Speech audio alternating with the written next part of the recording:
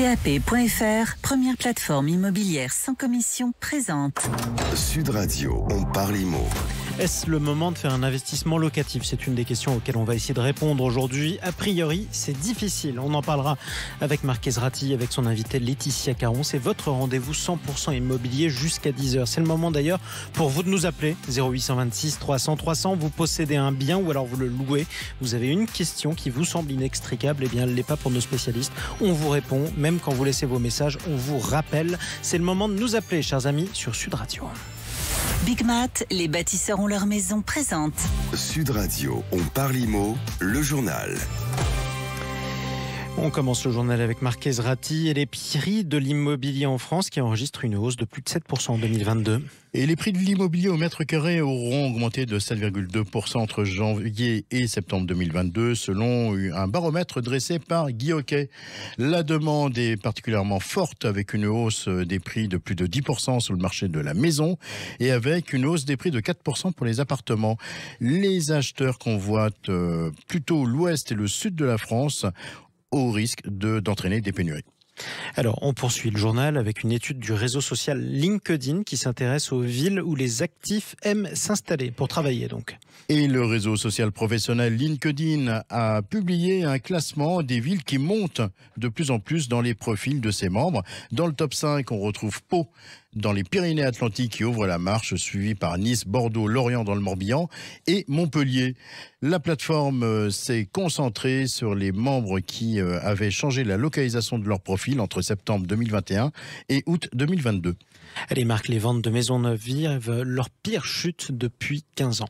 D'après le groupe BDL, le marché de la maison individuelle est en recul de 26%. Pour expliquer cette désaffection des Français pour la maison individuelle, le groupe BDL insiste sur les tarifs de construction qui ont explosé en raison des matériaux qui coûtent de plus en plus cher.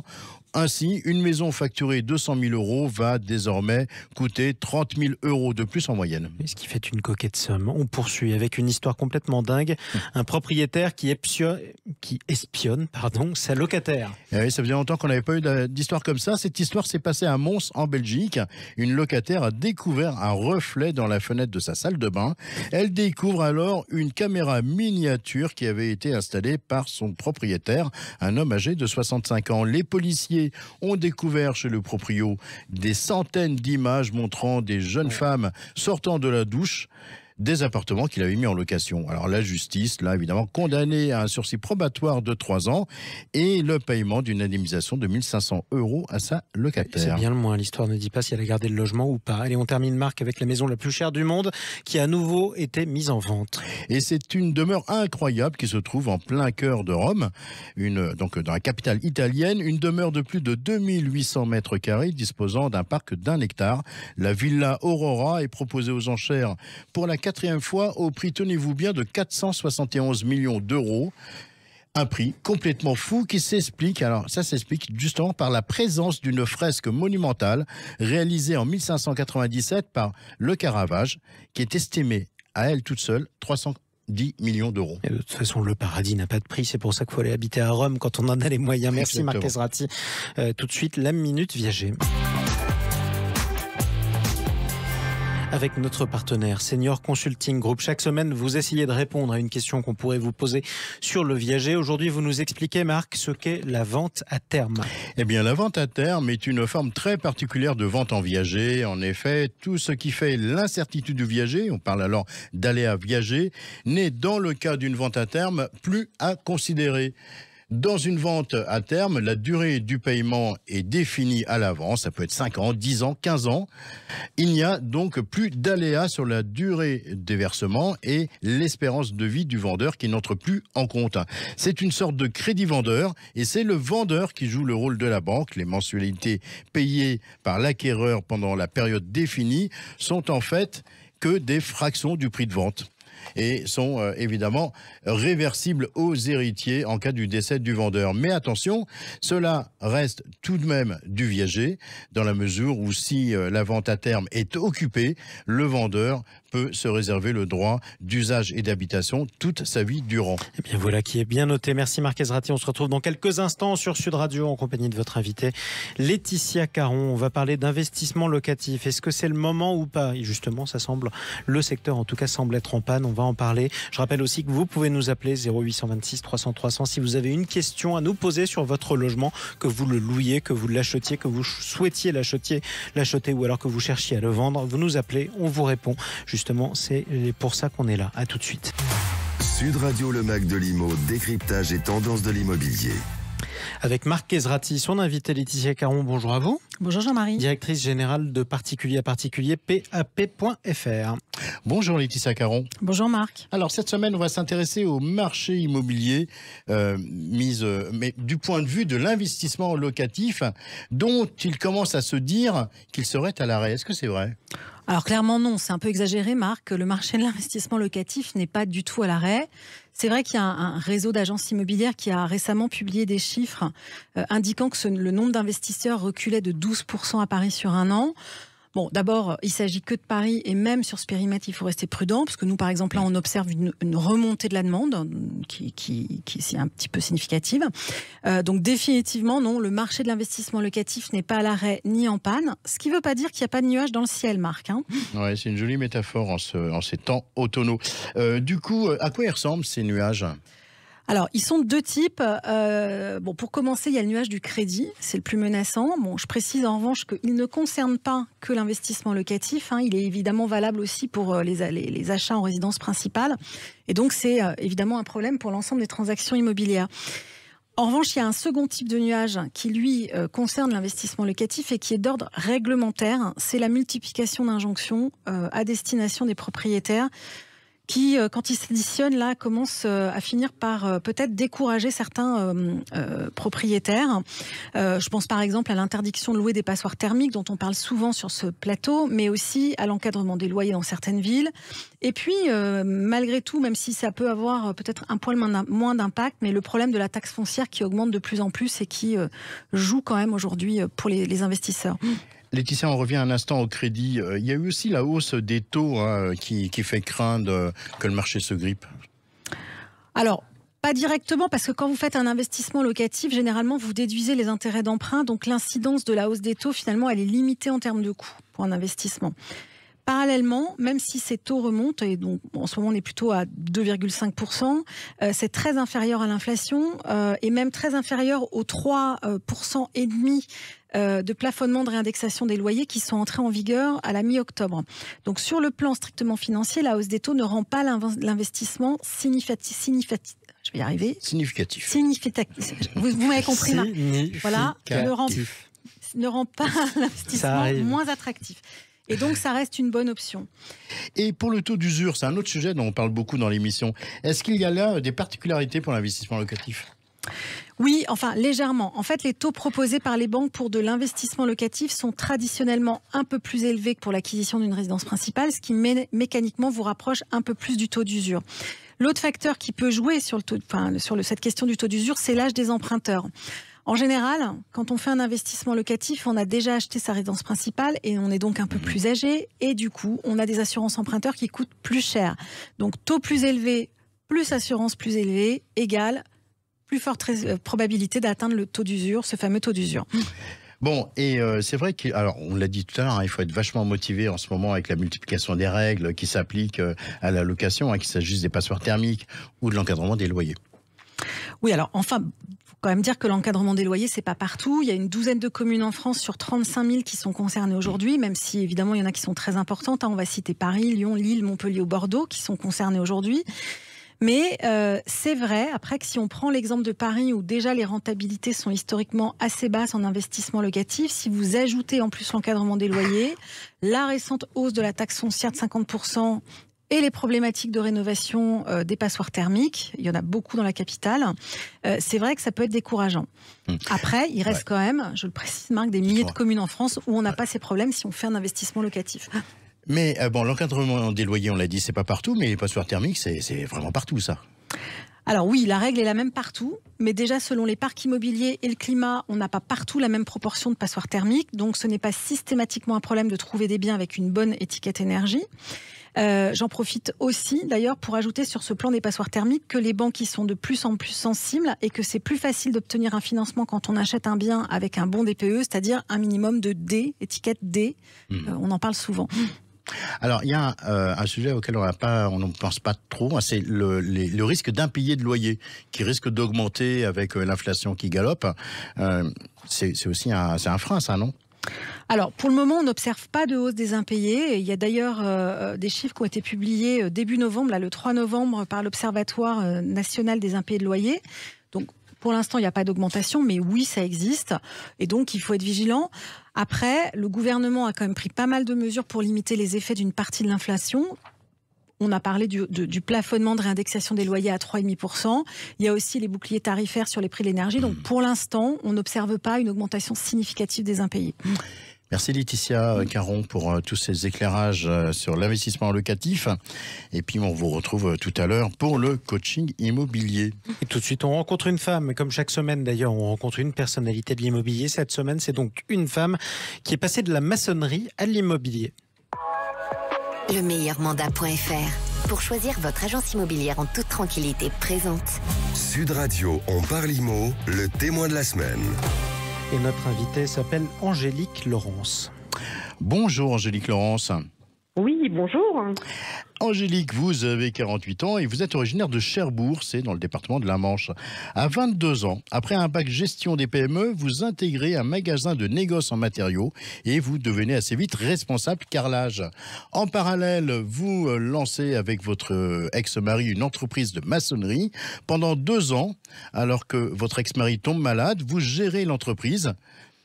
À son retour, vous reprenez vos fonctions de conductrice de travaux avec un leitmotiv, plus qu'un métier, une passion. Angélique, la maçonnerie, c'est un milieu qui est plutôt masculin. Est-ce que c'était difficile pour vous de vous retrouver à la tête d'une entreprise qui comptait quasiment que des hommes ? Non, pas du tout. Une femme a un rôle tout à fait complémentaire. Étant donné que j'ai une personnalité qui analyse et anticipe les différentes étapes de la construction en amont, les hommes de terrain, ils ont apprécié mon contact et m'ont intégré très rapidement car ils ont trouvé cela très sécurisant. Alors, Angélique, je vous sais extrêmement indépendante et d'ailleurs, vous avez démissionné assez vite après. Pendant 3 ans, vous êtes cherché, vous avez exercé différents postes dans le bâtiment. Vous avez été notamment conseillère en transition énergétique. Vous avez été encore conductrice de travaux en menuiserie cette fois-ci. Angélique, vous avez même pensé devenir coach en rénovation. Aujourd'hui, c'est certainement un vrai plus d'avoir cette compétence en rénovation quand on arrive dans l'immobilier. Oui, tout à fait. Grâce à mon parcours de formation bâtiment depuis 2007, sur toutes les réglementations thermiques, cela m'a permis d'apporter des conseils techniques tant sur les travaux que sur les nombreuses aides qui sont à la disposition de tous les porteurs de projets. Alors, il y a pratiquement 5 ans, c'était le 1er décembre 2017, vous craquez finalement pour le monde de l'immobilier, vous intégrez un réseau de mandataires immobiliers. Qu'est-ce qui s'est passé ? Qu'est-ce qui vous a convaincu ? Eh bien, durant 3 ans après mon divorce, j'ai voulu pour ma famille garder un statut de salarié afin d'apporter, je pensais, une certaine sécurité. Mais dans un monde en transition digitale, la sécurité de l'emploi, pour moi, c'était pas le CDI. Et la sécurité, c'était d'être bon à son compte, de vivre sa passion en la transmettant. Alors, je me suis dit que l'immobilier, c'était la suite logique. Avant, je construisais, je rénovais les maisons. Maintenant, j'accompagne des projets immobiliers de A à Z. Alors, vous le savez comme moi, dans quelques mois, il y a l'audit énergétique qui va devenir obligatoire pour les vendeurs dont les biens seront les plus énergivores. Qu'est-ce que vous conseillez ? Est-ce que vous arrivez à conseiller là-dessus vos vendeurs ? Oui, j'ai beaucoup de chance puisque en Normandie, nous sommes région pilote.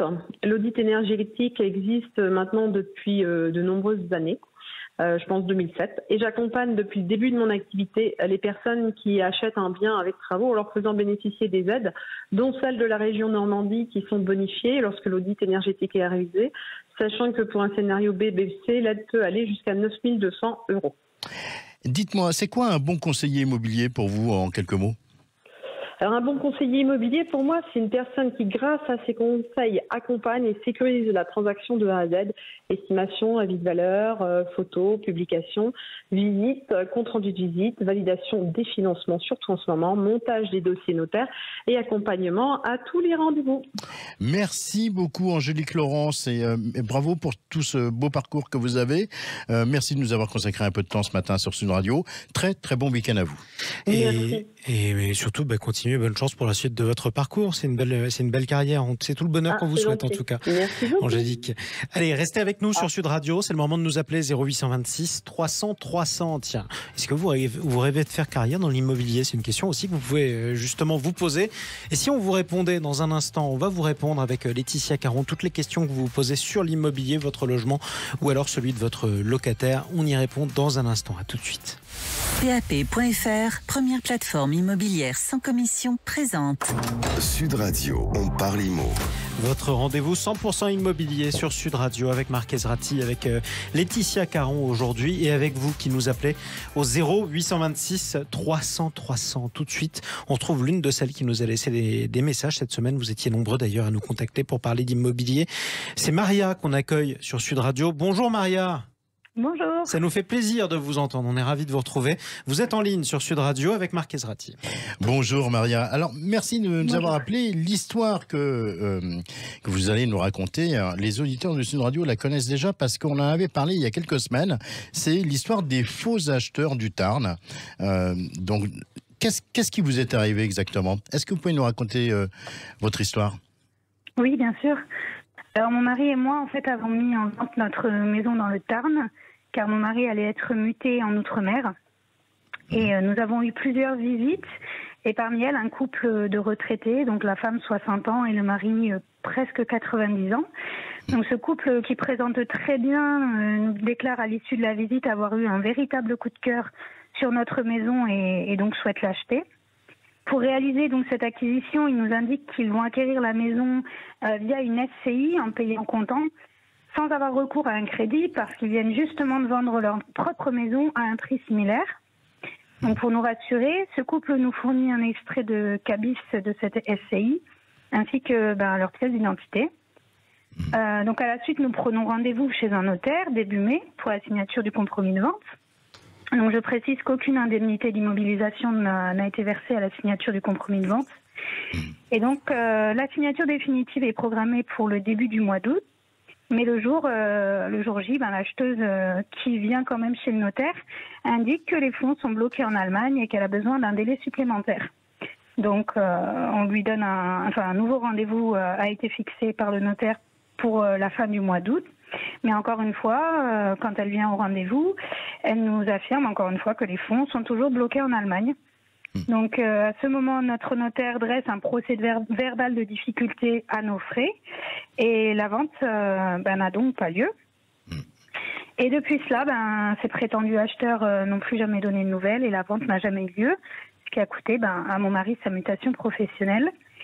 Et aujourd'hui, il partait loin en plus, je crois. C'est ça, oui, il partait en Outre-mer. Exactement. Et donc, aujourd'hui, ma question, elle est très simple. Je souhaiterais juste savoir ce que nous pouvons faire pour être éventuellement dédommagés. On va poser la question à Laetitia Caron. Laetitia, c'est une situation dramatique que vit Maria et son mari. Oui Marc, en effet, on peut en effet dire que tout ce temps perdu et surtout les conséquences aussi sur la carrière du mari de Maria sont loin d'être anodines, elles sont assez terribles. Et on va essayer de tout faire pour vous aider Maria. Alors, je ne vais pas parler de bonnes nouvelles parce que évidemment dans pareilles circonstances, je ne peux pas parler de bonnes nouvelles évidemment, mais comment être dédommagé? Déjà, il faut savoir que a priori, vous pouvez prétendre à une indemnisation équivalente à 10% du prix de vente. En tout cas, c'est le pourcentage qui est généralement prévu dans les compromis de vente. C'est ce qu'on appelle la clause pénale. Donc traditionnellement, l'acheteur verse lors du compromis de vente 5% du prix de vente, ce qui permet de garantir au moins la moitié de la clause pénale. Parfois, c'est même 10%, soit l'intégralité. Bon, j'ai bien compris que dans votre cas, ça n'avait pas été versé, mais normalement, elle s'applique quand même. C'était combien le prix de vente de votre maison, Maria ? 370 000 €. D'accord, donc dans ce cas, vous pouvez prétendre à une indemnisation de 37 000 €, donc 10%, de la part des acheteurs au titre de cette clause pénale, parce qu'ils n'ont pas exécuté la part de contrat qui leur incombait. Ce qui est quand même étonnant dans votre affaire, c'est que le notaire ait accepté de signer un compromis de vente sans respecter l'usage, qui veut que l'acheteur verse au moins 5%, puisque si j'ai bien entendu, ce que vous avez dit, je le répète, c'est qu'il n'y a pas eu de versement du tout. Non, D'accord. Alors, c'est assez étonnant, surtout quand il s'agit d'un achat cash, puisqu'en plus, a priori, normalement, les acheteurs, ils disposent des fonds dans votre cas. Et d'ailleurs, au passage, j'en profite pour donner un conseil à tous nos auditeurs qui seraient amenés à vendre. N'acceptez jamais de signer un compromis de vente en tant que vendeur sans le versement d'une indemnité d'immobilisation, au moins 5%. Est-ce que vous savez, Maria, pourquoi le notaire n'a pas exigé le versement de l'indemnité d'immobilisation ? Mais on lui a demandé, en fait, il nous a dit déjà que ce n'était pas obligatoire et que dans son étude, il ne le faisait pas. Ok, là, il va falloir qu'il se remette au travail, votre notaire, parce que ça va être à lui de recouvrer les 37 000 €. Sachant que l'application de cette clause pénale, elle ne s'effectue pas de plein droit, donc il faut que vous la réclamiez, il faut que vous justifiez l'inexécution contractuelle des acheteurs. Le procès de verbal de difficulté, j'ai entendu qu'il avait fait un procès verbal de difficulté, votre notaire, c'est un élément de preuve qui va vous aider, Maria. Et dans le cas où les acheteurs refusent de verser la somme, alors vous devrez aller en justice. Malheureusement, ça va engendrer des frais d'avocat, mais ça pourrait se révéler payant parce que la jurisprudence de la Cour de cassation estime que si l'indemnité prévue, et donc en l'occurrence dans votre cas les 37 000 € est inadaptée au préjudice subi, elle peut être augmentée. Donc non seulement il pourrait être condamné à vous la payer, et normalement il n'y a pas de raison qu'il ne soit pas condamné à vous la payer, mais en plus dans votre cas, la perte de mutation professionnelle de votre mari constitue un préjudice quand même substantiel, on peut le considérer. Et donc là, ça pourrait vous permettre de justifier de réclamer davantage que les 37 000 €. Peut-être un autre point important, c'est que malheureusement pour vous, enfin heureusement ou malheureusement, vous n'êtes pas les seuls en plus victimes manifestement de ce couple dans cette histoire incroyable qui est arrivée dans le Tarn. Oui, une histoire où vous êtes une trentaine, je crois, de victimes au du moins même procédé, du même couple, dans le Tarn. Depuis 2016 apparemment. Depuis 2016, oui, ça remonte loin. En tout cas, exigez de votre notaire qu'il se remette au travail et qu'il fasse les démarches dans un premier temps déjà pour exiger cette clause pénale. Maria, est-ce que vous y voyez plus clair ? Oui, merci beaucoup. Eh bien, en tout cas, surtout donnez-nous de vos nouvelles. Oui, ça vous n'hésitez pas à nous rappeler 0826 300. On va suivre cette affaire, d'autant plus que je le rappelle, vous êtes une trentaine de victimes dans cette histoire. Donc il n'y a pas que vous et votre mari. On espère qu'il va la retrouver, sa mutation quand même, un de ces quatre. Votre époux. On va pousser son ministère. Vous vouliez partir au soleil en plus, c'est quand même vache. Bon courage, on vous embrasse fort, Maria, et votre mari d'ailleurs. Et puis on reprendra de vos nouvelles quoi qu'il en soit. Allez, tout de suite, un bien coup de cœur. Sud Radio, on parle IMO, les biens coup de cœur. Vous sont présentés par Préto, l'expert en ligne du crédit immobilier. Simulez combien vous pouvez emprunter sur préto.fr. Laetitia Caron, on part où ce matin ? Alors Marc, on part à Cavaillon. Vous connaissez Cavaillon ? C'est la capitale du melon. D'ailleurs, j'ai une anecdote sur le sujet. Je suis sûre que vous ne la connaissez pas. Alexandre Dumas, père, avait fait don de tous ses livres à la bibliothèque de Cavaillon en échange d'une rente à vie de 12 melons par an. Et croyez-le si vous voulez, mais la rente a été honorée par la municipalité jusqu'à la mort de l'écrivain.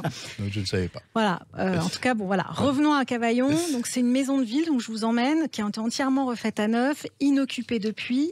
Donc, ça sent encore probablement plâtre et l'enduit. C'est tout neuf. Je précise qu'en plus, c'est une rénovation de très bon goût avec des beaux éléments, des éléments en métal, des éléments contemporains. Par exemple, les portes ou l'escalier sont en métal. Et puis, il y a aussi des éléments anciens comme des poutres qui ont été restaurées. C'est très beau. Elle fait quelle taille, cette maison ? Elle fait 90 mètres carrés sur 3 niveaux. Il y a 5 pièces, dont 3 chambres. Il y a une cuisine équipée, toute neuve.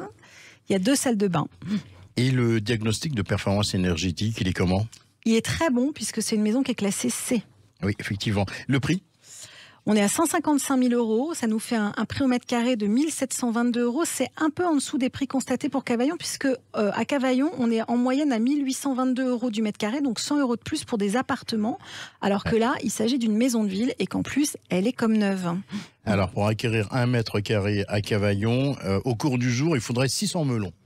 Alors, vous connaissez mieux le cours du jour que moi, mais apparemment, oui, c'est ça. Merci beaucoup, Laetitia Caron. Bonjour, Audrey Mulin.